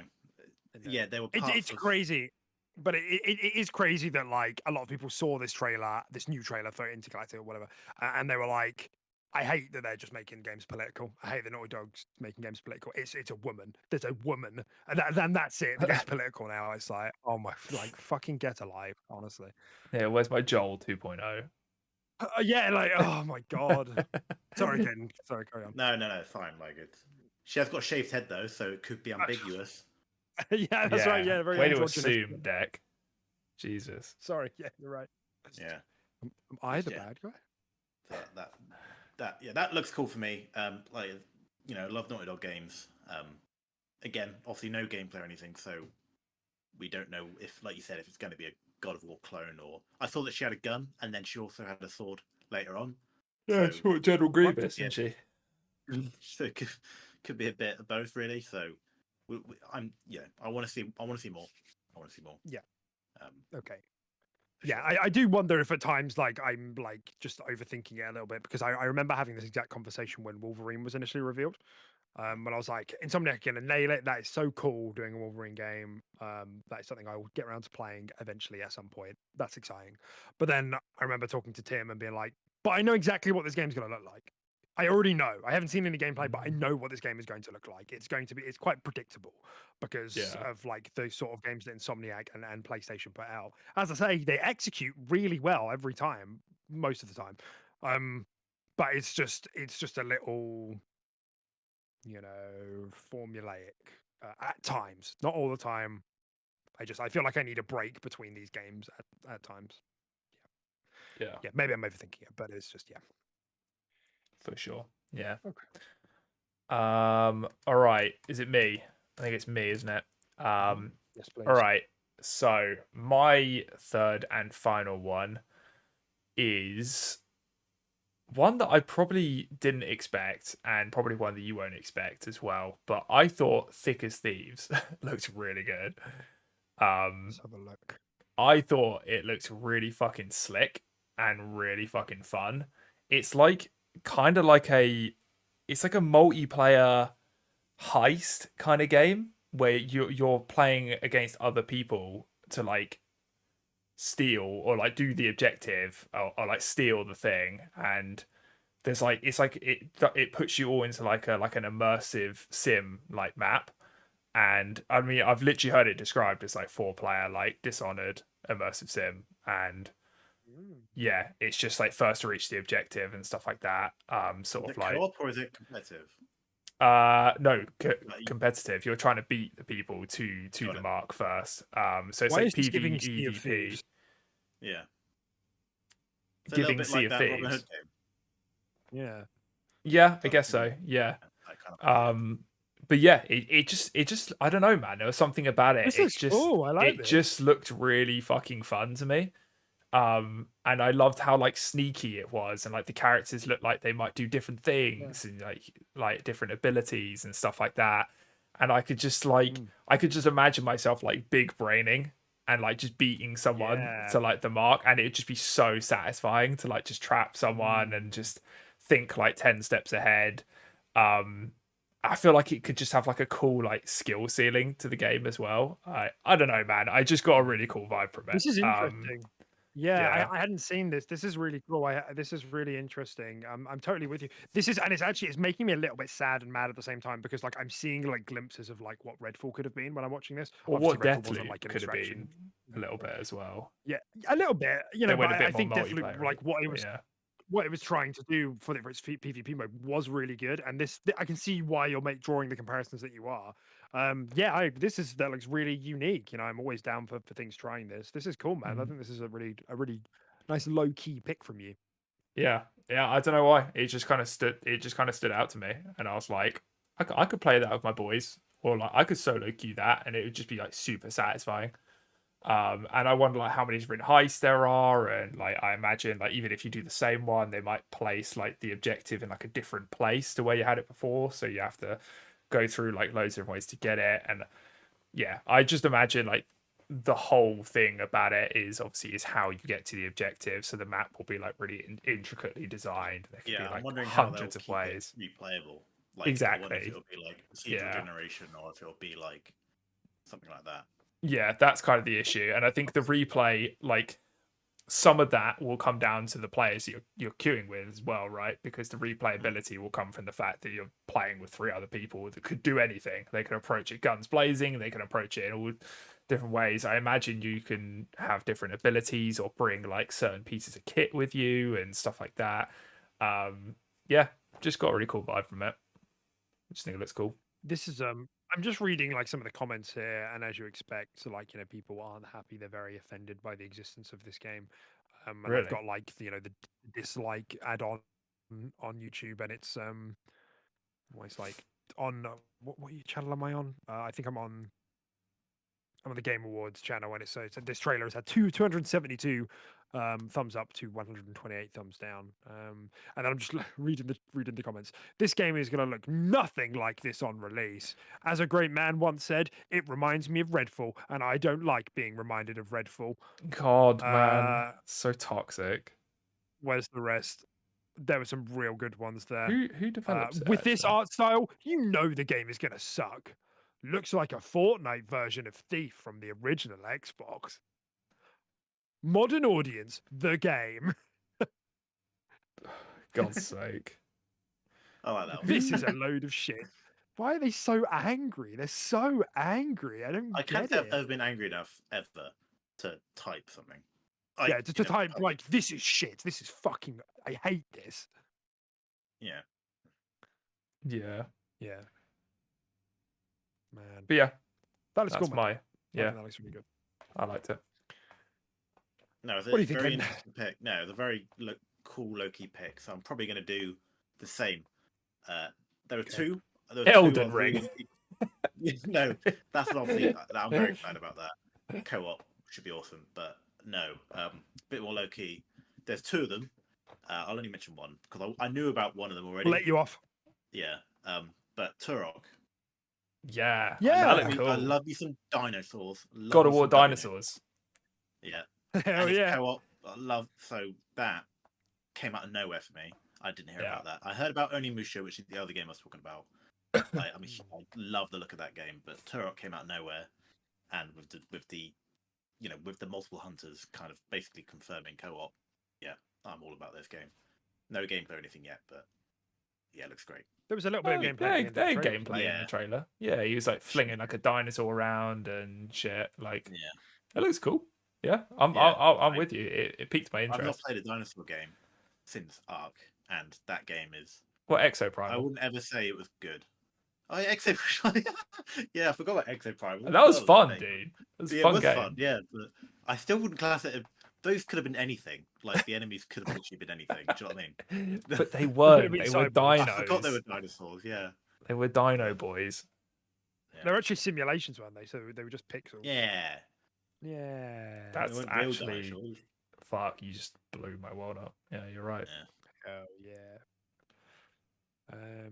Cool. Well, I feel like it's a bit. How did you not say Virtua Fighter, Caden? Sorry to interrupt. How did you not say Virtua Fighter? Oh, because I played Virtua Fighter back in the day. Yeah, I know. I already mentioned Tekken, and I don't want to be the fighting game guy. You know what I mean? There's also another fighting game there as well, which I haven't mentioned, but it's fine. Did you play Virtua Fighter with me when we were younger? Yeah, with like Cage Maru and stuff like that. You remember the ninja? Yeah, the drunk guy. Yeah, the drunk guy. Around. Yeah.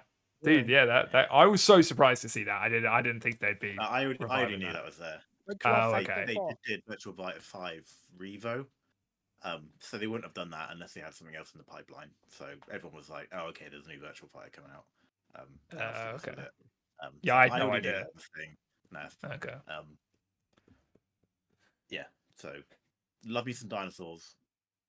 Love the old Turok games. So this is as much fun as Exo Primal was. It just didn't scratch that dinosaur itch. Whereas this one seems a bit more kind of, I want to fucking slam a dinosaur on the ground with my weird big barnacle arms. Show me his boss. It's so fair. He's so real for that. Yeah. He's so real for that. Yeah. Sometimes it just comes down to the basics. I'm a simple guy. Yeah. Okay. There's two final things that I wanted to talk about before we moved away from like the games and everything. The first was like it's really rude that we went through this and didn't talk about the co-op PvE Elden Ring standalone game that they're making. That's pretty interesting that none of us said that though. I wonder if we're all a bit like tepid on it or we're not sure. So like, what's the deal, fellas? Yeah. I don't really know what it was still, so I don't know. I think I'm excited. Like I am. Elden Ring was obviously fucking sensational. I think it'll be fun. Maybe it feels too soon. Would you like? Do you know what I mean? Maybe. Well, it's their other team. It's the other team. It's the Sekiro team that have made this. It's not the Elden Ring and the Shadow it of the still Erdtree feels a team, bit but, soon. yeah. I mean, actually, I'm assuming it's 2025, 2026. Probably 26, yeah, right? I don't know actually. Yeah, I'll need to check. No, it said 25. I remember it because it's 2025. In my head, it feels just maybe a little bit too soon. But having said that, Tim is an Elden Ring hater, like as we know. Oh, is he? Yeah. No, I don't hate it. I just never beat it. So hater. He's going to play Atomic Heart. Yeah, dude. Oh, yeah. There is a new DLC coming out for that. Actually, I got my eye on that. There is not. There is. There's another one coming out. So yeah, I don't know what it is about Elden Ring, man. Maybe it's just because it's mainstream. I become a bit of a mainstream hater sometimes. But I just, I kind of agree with Caden where it kind of just feels a little bit too soon, and like just it kind of just looks it looks the same. I guess is my critique, but just with people. And is it needed, or are you just trying to fucking keep someone? Are you trying to defibrillate? You're just trying to keep this going like as long as possible. Like it's fine. Elden Ring, it had its heyday, and then it had Shadow of the Erdtree that somehow got a nominee for Game of the Year. And now like this, it's just like I feel like a break would be nice. I don't know. Like my thing was like it's cool, and I can imagine playing this with my bros, and I think I probably would enjoy it more than Elden Ring as a solo experience. But like, do I need it? Does anyone really need it? And my answer is no to that personally. But I think FromSoft needs it. I think it's wicked that they're trying their hand at something PvE, and at least they're trying something different. I will agree. Yeah. I'm really down for that. And I know actually, let me just check the fucking like to dislike ratio. No, it looks all right. I saw a couple of comments of people getting enraged because they like don't have friends, so they get angry when people make co-op. I'm sure it's a completely fine single player experience. They're not fucking stupid. Yeah, I'm sure you can play it single player, but it's clearly like a PvE thing. I'm just reading and I suppose just inferring from the trailer as well. But what it looks like to me is that it's kind of like it's a class based thing, and that there's abilities in here that aren't like in Elden Ring, so it's not like a total clone. Like I saw someone like running up a wall. I saw someone using a fucking whip. There's stuff that, like you're using like Elden Ring like classes.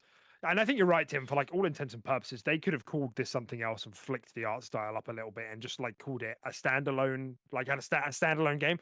But yeah, maybe they did just think this has been a fucking hit, hasn't it? Let's just make this an Elden Ring standalone. So I guess maybe it's understandable in that sense that there's a bit of fatigue going on. And I must admit, like I'm not. Again, I'm not like super thrilled with what I'm seeing here, but I think it looks good. Like it's going to be competently made, and I'm really interested in the idea of a PvE FromSoft experience, especially because I like relentlessly shout at them for not making their games like proper multiplayer accessible. Yeah. Yeah, Oh, like you've got to fake eat a co-op. banana and put a sign down. Use the gold fingers and make sure your friend's got some red Yeah. fingers, and then put the fingers in the same place, but make sure the Spin places where the around. fingers go. Get a monkey Yeah. paw Oh, and only you can't use 2 see out of the him? 3 fingers. It's because you didn't set a password. You got to go into the settings and set a password, so you're more likely to find each other. Wear a ring. Remember in fucking Dark Souls 2, we had to wear that ring where it's like you're more likely to find your party. Like, it's like, designed an item so I could do co-op. Like, what was happening right now? Rings for friends, fingers for friends. Like, what's up with these guys and fingering friends? Fucking every time. If I want to, I'll just do it. You have to ask me twice. You will. Speak from experience. So yeah, like I'm excited. I am excited overall. I guess I can understand the reluctance, but like I think about all the good times I've had playing from soft co-op games, and I just think if this is that, but like compact and its own spin on it, like I think that's going to be really fun. And very quick thing that's worth pointing out is that obviously Remedy are doing that Control PvE game as well. So I wonder if this is becoming like a trend of taking an existing IP and spinning it out into a standalone for a PvE game. Oh, maybe.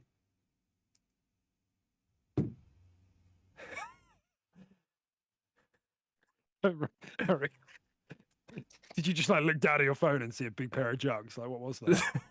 Whoa! No. I was genuinely listening to what you were saying about the Control PvE experience and like people actually just maybe having those spin-offs as like a thing. I think there's a lot of potential in that. Like genuinely, like with The Last of Us, I feel like they maybe should have crossed the finish line with that.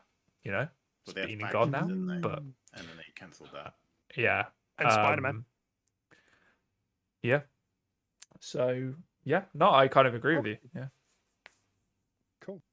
All right. The last thing I wanted to mention here then before we move away from the reveals and like our picks for today was we have already spoken about Outer Worlds 2 and I had just forgotten to mention it.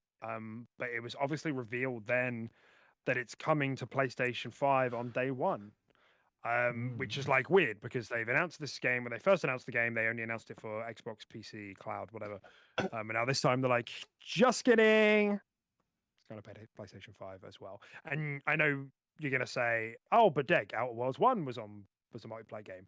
Yes, so was Hellblade 1 and Hellblade 2 was an exclusive. So like, you know, last week we ended the episode of like talking about what we hope for 2025, like just a little bit. And I was like, I hope they sort their messaging out. We're not in 2025 yet, so you know, I'll let them off. But like, this is just so hard to fucking decipher of like what, like every time something like this happens is like, I'm like another feather in the cap of like, you've got like this next console that you're announcing, whatever you do next for your hardware, this is like your last chance to keep me in the ecosystem. Because like, I don't understand like what's going on here or how I'm supposed to play ball when this shit is changing with every game release. I love Game Pass, but like if I can get both on PC, like I guess you still get my money there, but you don't get money on your own store. Like you lose out a little bit. I don't know. I don't want to crack open this whole conversation here again, but it was weird, especially because it kind of came out of nowhere. Like it seemed like this game had been announced as an exclusive title, and it now no longer is. You know, but. I don't know if you guys have any particularly strong thoughts about that. No, I think that when we first realised how confusing Xbox was getting, we just wanted clarity. Just expect it at this point, yeah. And we're still not getting any. So yeah. Plus, I think that trailer was quite a while ago, wasn't it? The announcement trailer, and I think a lot's changed for Xbox's strategy over those few years, or like a couple of years. So maybe they just thought, like, hey, if there's one we're going to keep exclusive for good or for a lot longer, let's make it Avowed, and then Outer Worlds 2, which is technically, you know, a sequel. It makes more sense to bring that one to more platforms and have Avowed as a more exclusive looking one. But yeah, I agree, it's still confusing. But yeah, I just think a lot's changed over those years for Xbox's strategy since it was announced. So yeah, as we said, I think at this stage really it's worth just coming to like just accepting all games are going to go to PS5. Like they're all going to go to as many platforms as they can do it. They may not be day one for a variety of reasons, whether that's strategic or like logistical. Maybe the dev team just wants to focus on one platform. But I think sooner or later, it's just they're getting every game over there, and how that pans out for their strategy going forward will be on them to sell to me. But it was just one of those ones that was a bit of a bummer. Don't want to interrupt. I'm just going to be right back and let my dad in. So I'll be 2 minutes. You're excused.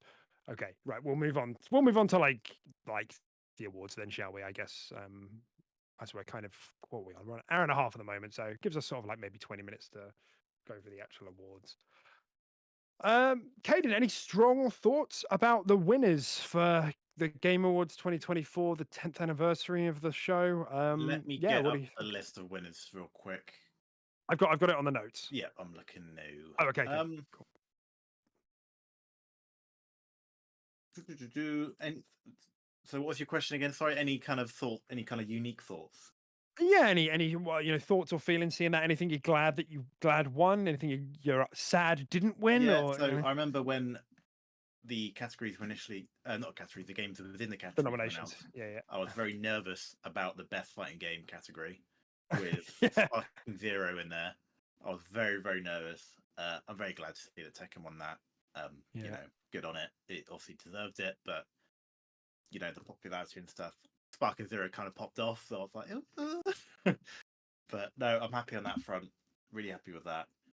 I would say a lot of the other stuff is pretty, kind of like not predictable, but like were pretty good to guess. Like glad to see Hellblade picked up a couple of awards. Yeah, that was nice, wasn't it? Yeah. Best audio and what's her name? Won best performance as well. Melina Jurgens. Yeah. So I'm glad to see it picked up a couple, which is really, really nice. And I guess another kind of branch from Tekken was in for best multiplayer game. But I'm really glad to see Helldivers 2 won. And literally during that that game show, it literally shadow dropped the new update for Helldivers. And with that shadow drop is the new enemy type. And I am very, very excited to jump back into that game and play it, because I watched that trailer and I forgot that's what the game was like. That's not a trailer. That's just what the game is. So I'm really excited to jump back into that game and play around with the new enemy type for sure. Are you talking about Helldivers? And it won best ongoing as well. Best ongoing game. We were just talking about Tim. I just asked Ken what like if he had any thoughts or feelings about the winners, for in the different categories. And he said that he was happy about the fighting game category, and then we were talking about we're happy that Hellblade picked up a couple of wins there. It was really nice with best performance in audio.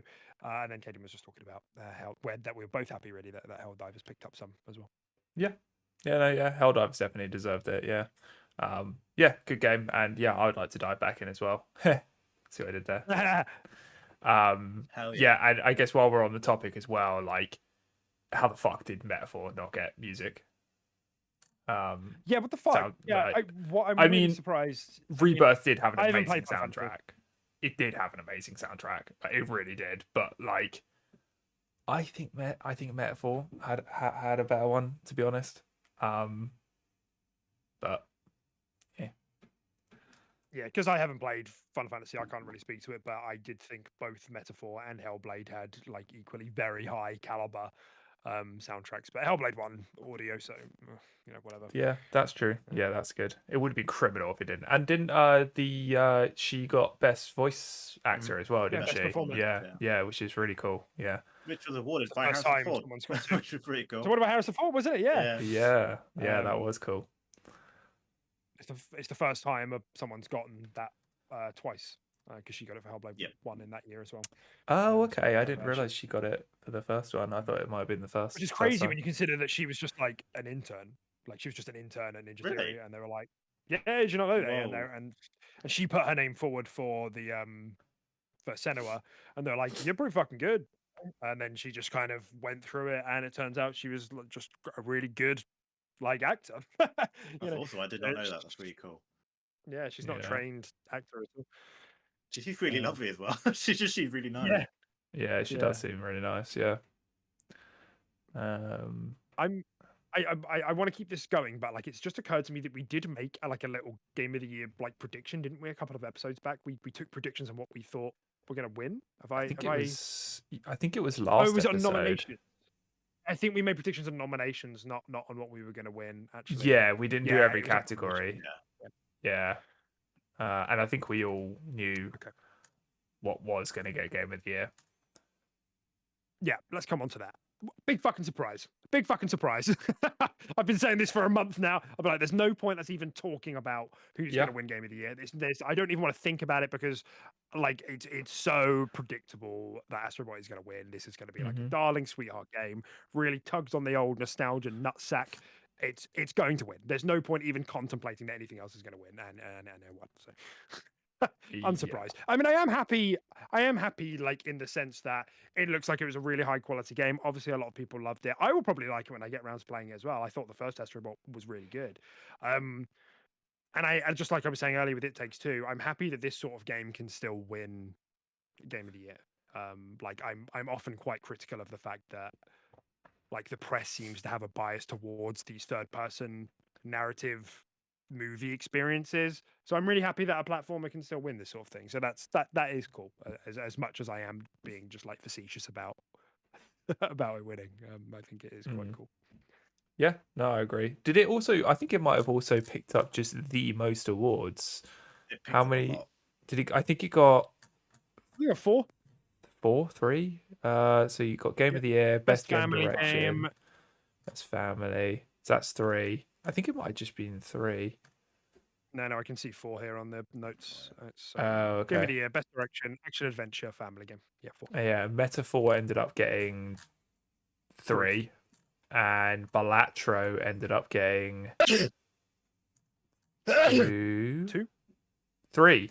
Oh no, 3. Best Independent, Best Debut Indie, and Best Mobile.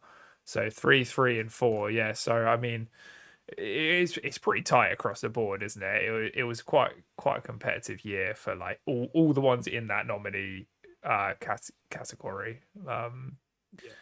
It's not like it was a clean sweep with Baldur's Gate last year where that won like 8. Yeah, that was stupid. Yeah, I kind of got sick of him saying Baldur's Gate 3.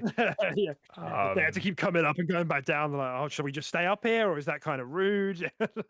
Yeah, and it was, I don't know, man. I was holding that a little bit of hope for most anticipated game of the year that it could be Wilds, but it was GTA. But I had a little like glimpse, and I was like, it could be Wilds, man. Like it could be GTA. The big demo with a big demo. All the fucking normies, dude. Yeah. Yeah, cool. Yeah, no, I agree. It is cool that the like distribution of overall wins was pretty like even. And actually, I know this is like a kind of ridiculous thing to say, but like they kind of scaled with their Metacritic score. So like, you know, Astrobot got the most and it got the highest score, and then Balatro also was in the 90s and got 3. Metaphor was in the low 90s as well, that also got 3. And then like the ones that were in like the mid-ish 80s like got 2, like Hellblade got 2, Black Myth Wukong got 2, Helldivers got 2, you know. So it felt like a good like distribution for like what the critics thought of the games. Yeah.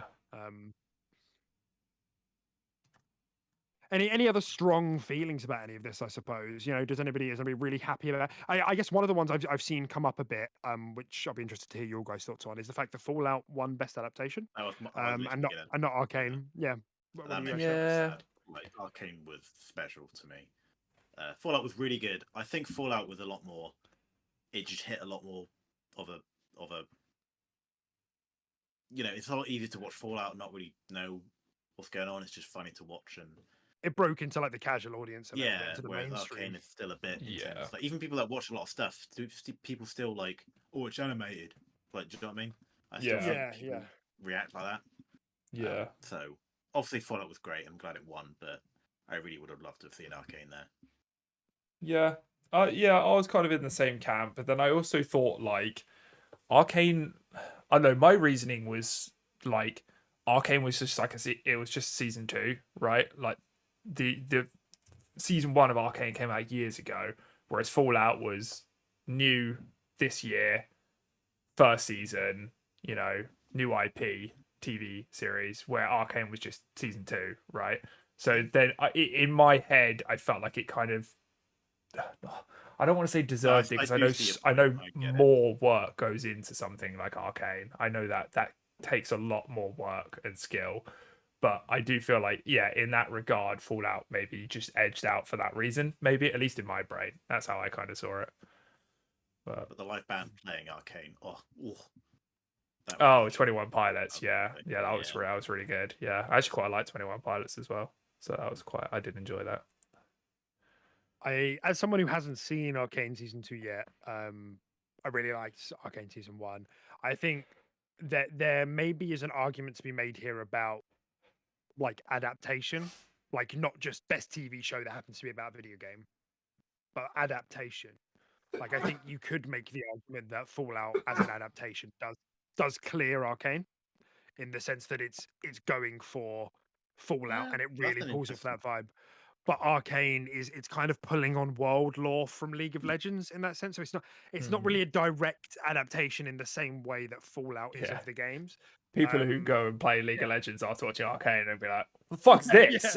This is nothing like Arcane. What?" That's right. Yeah, but someone who's new to Fallout, watches the TV show and then goes and plays Fallout 3 or 4.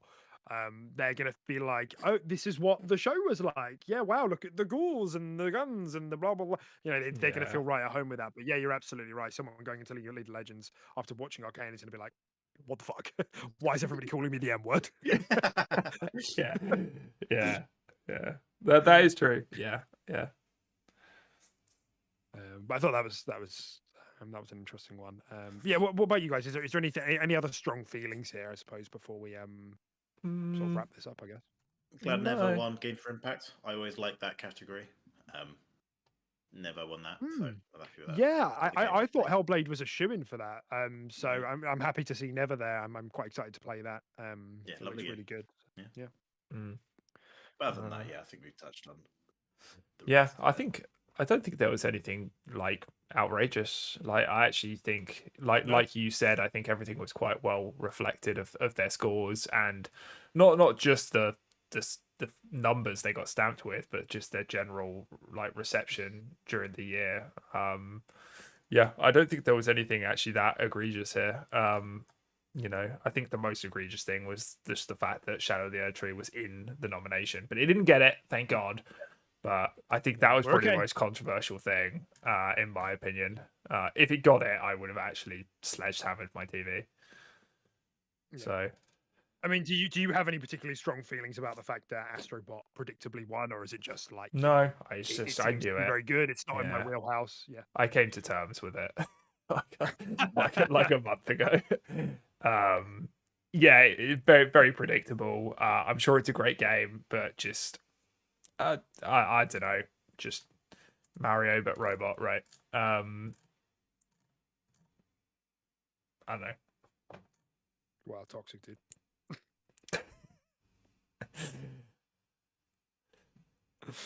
I suppose the only thing left to talk about here, and just so you know, guys, we'll stop the show after going over this. We won't go into the other ones because I'm aware it's coming up to 8, Tim. Is when we look at how the awards came out across the publishers, like it's always a thing people want to do, so why not? Let's have the conversation. Nintendo, PlayStation, Xbox. Nintendo wasn't here at all. Yeah, not here at all. No wins, very few nominations. PlayStation in total, I think, got 5, 3 for Astrobot. No, is that right? 4 for Astrobot, and then 1 for Helldivers. 2 for Helldivers, so 6 total. So PlayStation got 6 total. Hellblade, Xbox got 3 if you include Fallout, which I think that's fair, because if Last of Us, like the other year when Last of Us was the adaptation of the year, we all considered that to be a PlayStation thing, right? They were involved. Yeah, that's fair. Yeah, with the production. So that leaves Nintendo with 0, Xbox with 3, PlayStation with 6. And we all know it was a good year for gaming all round. So ultimately, it means fucking nothing. But it's just one of those things where when we're looking at the perception of Xbox having no games, not making good games, it's like it's constantly not making sense to keep saying that.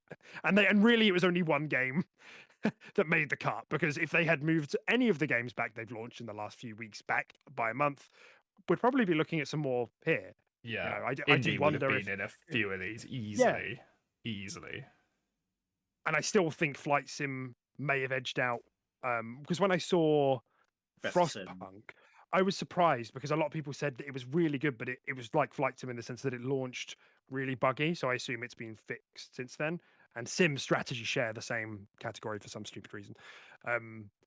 So I think maybe we could have like that would have been possible. Yeah, I think Indie would have probably gotten a shot at a few, maybe like art Best direction or performance. narrative.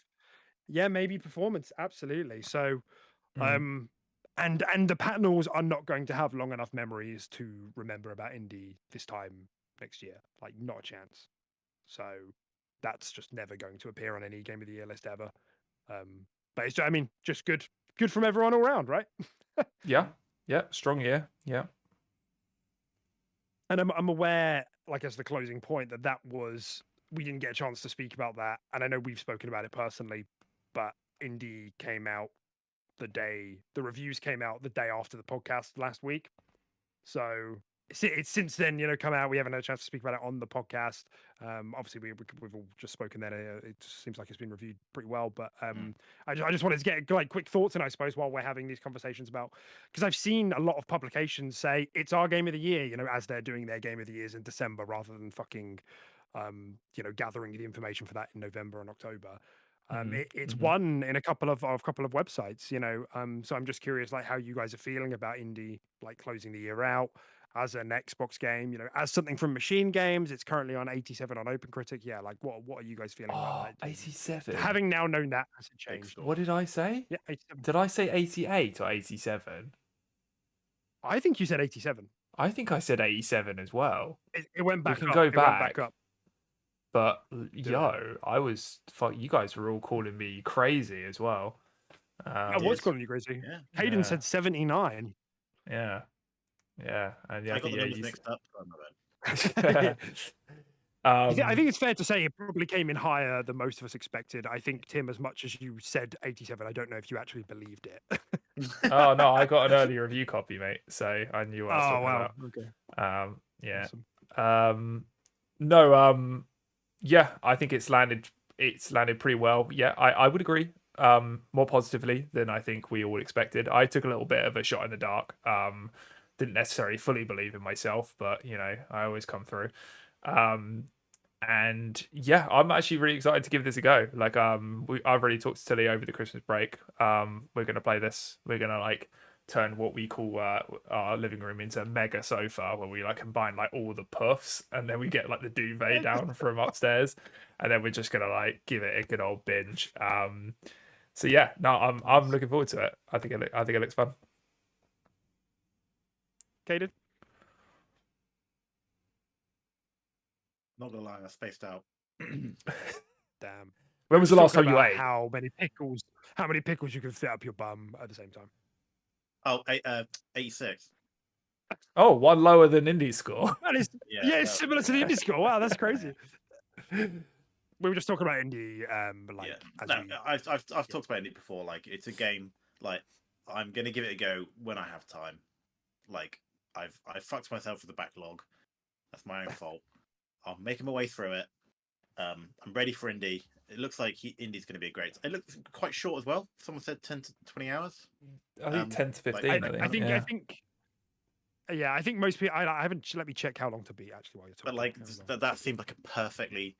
I'm so tired of these long fucking 50-hour games. I don't have the energy for it. It's giving me like Guardians of the Galaxy vibes. Like that's the kind of vibe I'm getting from it. I'm just gonna have a good time, short and sweet.